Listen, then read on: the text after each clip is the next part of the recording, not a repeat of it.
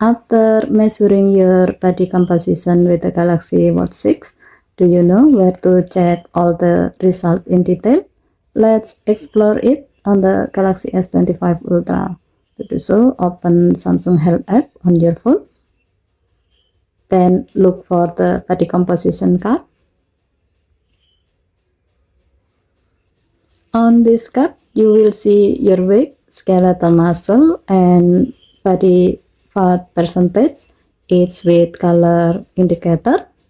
Tap the card to view details.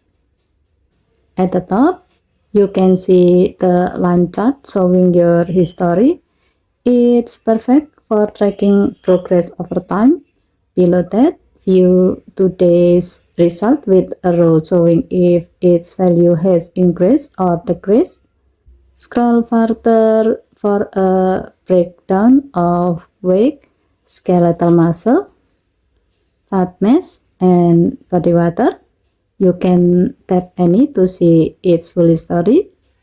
Keep scrolling to explore body analysis for body fat and BMI. At the bottom, check your basal metabolic rate, which shows how much energy your body needs daily.